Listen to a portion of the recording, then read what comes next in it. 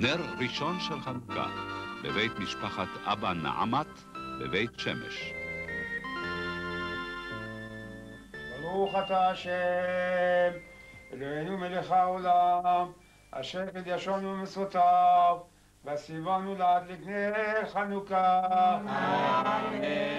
ברוך אתה השם, אלוהינו מלך העולם, שעשה ניסים לאבותינו, בימים ההם בזמן הזה. אמן.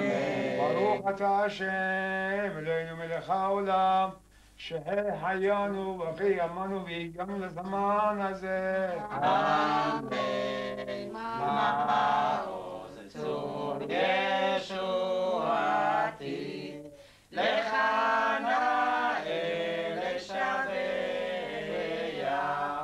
תיכון בכיף תפילתי, ושם תודה נזבח.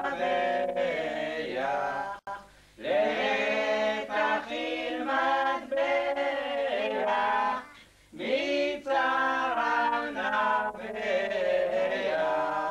אז אגמור ושיר מזמור, חנוכת המזבח. אז אגמור ושיר מזמור, חנוכת המזבח. בשנת פקסת, לפני 154 שנים, ערב פסח, בעיר משהד, השיעים התנפלו על יהודי משהד. אז יהודי משהד היו הרבה, חרגו מהם 32 נפשות, 32 בחורים, ואמרו להם, או אתם תהיו מוסלמים, ג'דיד אל אסלאם, או נהרוג את כולכם. היהודים האלה כאילו התעצמו, אבל זה הכל היה בגלוי, אבל בסתר היו יהודים אמיתיים. למשל, לגבי נרות חנוכה, אני רוצה להגיד משהו.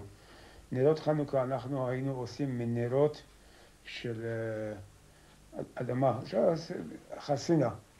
חסינה מסופה עם פתילים. הפתילים האלה היו עושים בבתים.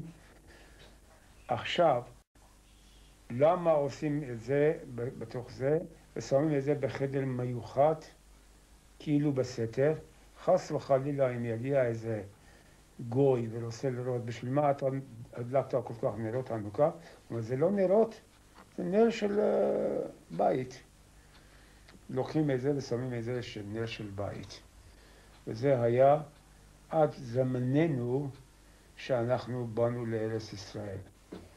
אמא שלי זכרונה לברכה הייתה עושה את זה והשאילה לנו עד היום. וסבתא שלי הייתה עושה את זה היא נפטרה לפני הרבה שנים, אבל היא היה עושה את זה בכל העיר. אנחנו היינו בזה שליטים בכל העיר. זה לגבי נרות של חנוכה.